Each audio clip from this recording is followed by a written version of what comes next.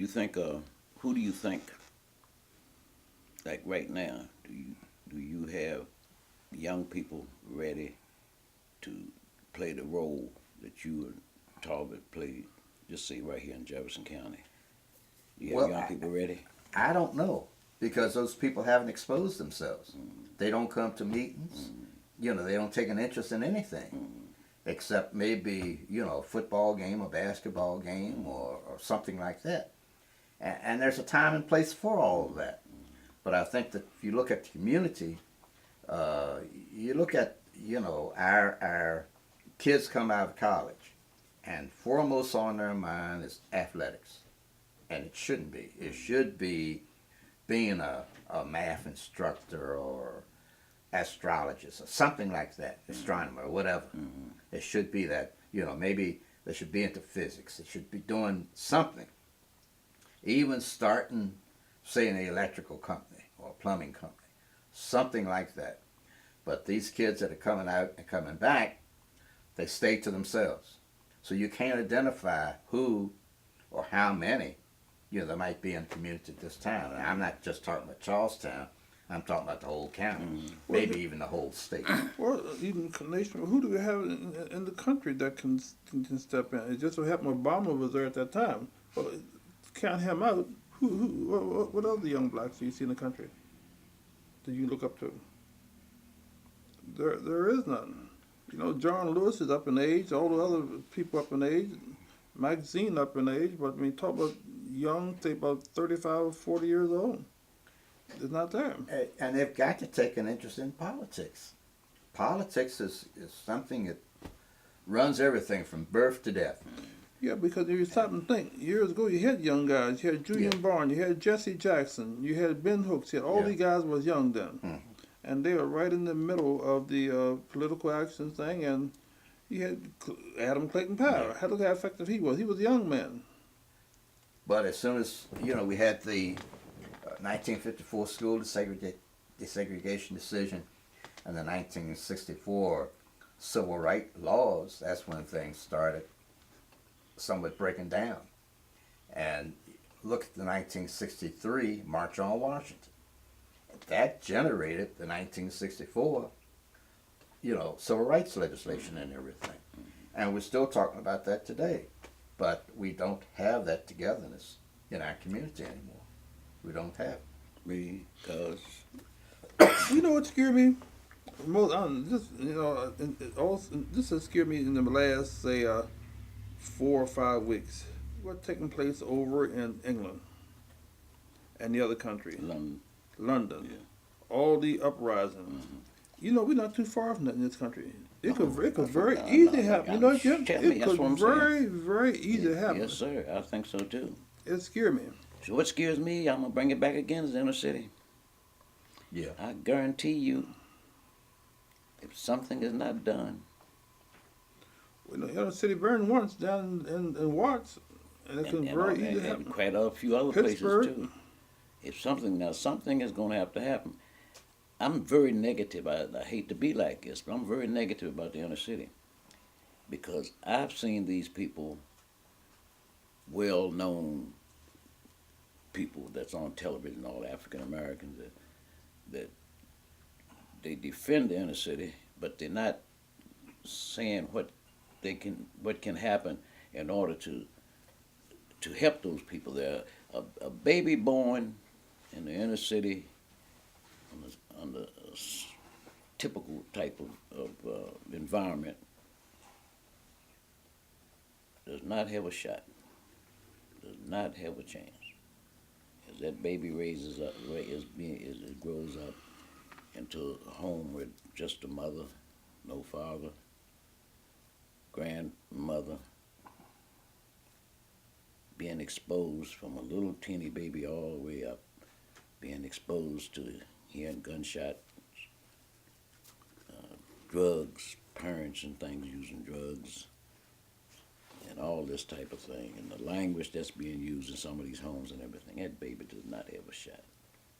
That baby is going to grow up and be part of the environment that something's got to happen. Something's got to happen. The inner city has got to be, I don't know what, some kind of way. That is as far as I'm concerned, that's a major problem right now that we got. If you go in the inner city, they'll tell you, I'm talking about the black males mostly, I'm selling drugs because I can't find a job. The unemployment rate is what it is.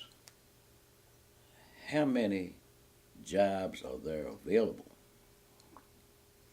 that a lot of these inner city kids won't take? Jim, what you just now said about the inner city, and jobs and unemployment, you're right. I was talking to a woman last night. She called me up and we was talking about her son worked for this one large company down in Baltimore. He lived in Martinsburg and he traveled back and forth. And his company is going to lay him off because they're closing down, and his job has been more or less exported to India. However, he did get a chance to transfer it down to Marriott, Georgia. However, he's got to go out to California to help close that company down, and then he go to Marriott. And I guess, but all these people losing their job, and she said he go down to Marriott, Georgia. It may be 6 months, and they close down and ship all that work over. So I guess you talking about inner city. It could be real hot. Get another hot summer, and I think things going to explode. The money. I mean, the money is not there. The job's not there.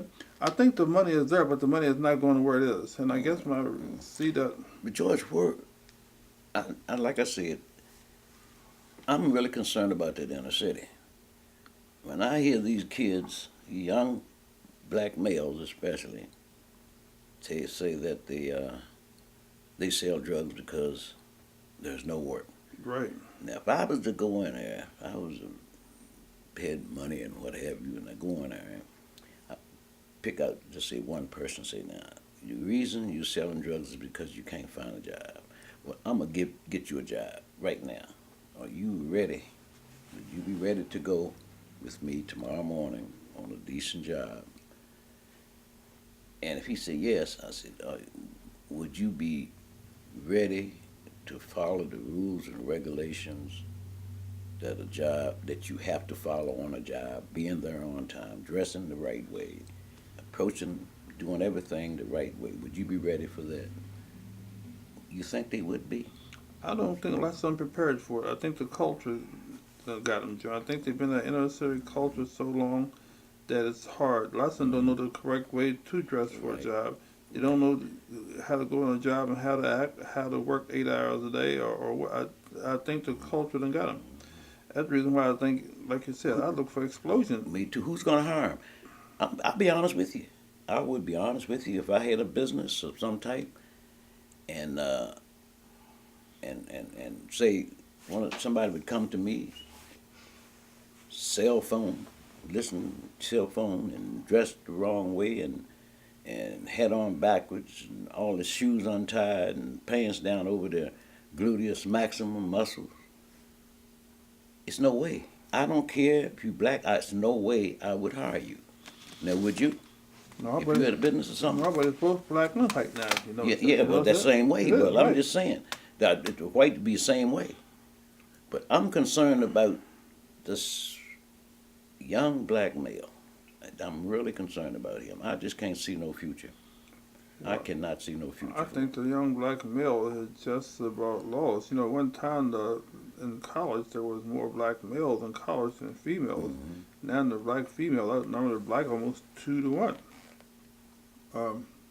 And then I guess when you look at it, look here in this area, the black students that have gone to college and got a degree and can't get a job. Can't get a job, I know these kids going down to Marshall and 2 years and still looking for a job. Yeah, that I can understand. I can understand the unemployment rate.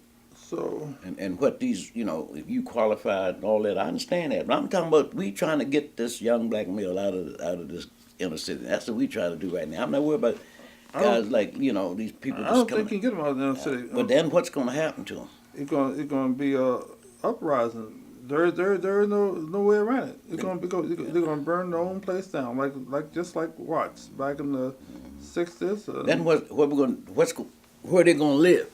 I mean, what worried me about Watts and those places is they burn their own. Right, it will happen again. Well, I think I might differ with you all on this, but I think that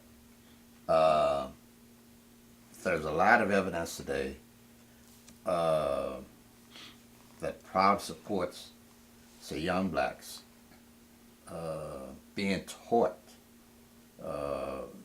being shown examples and everything early in their life, and a lot of them are achieving. Not enough, of course, but I think that if we look at other ethnic groups and what they do, how they support their young people, how they keep their own culture going despite being in another culture, I think that we ought to learn from that. It's different articles being written about what some groups do and what other groups don't. But I think that we've lost our focus. We've lost our focus, in doing and helping each other, since desegregation. Our focus now mainly is on sports and how to get ahead on somebody else's back. Not really doing anything, but letting that other person, be the sole provider, and you not be it. And you see these TV shows day in and day out, men having, several children by several women and everything, and that's not good. That's not good. Somebody has failed to tell that young person early in life, you have a family, one family, and keep on going. You don't do this for, a pastime. Well, Alvin, it all come back to the same thing what you're saying. It come back to the black churches. Yeah. It come back to them, and they could also, Jim, help the inner city by providing job training, jobs their own self, teaching them about these different things. That's the key. Yeah. When the black churches dropped that role they had, inner city. You can walk down D.C., Jim, or Watts anytime 30 or 40 years ago and feel just as safe as I don't know what.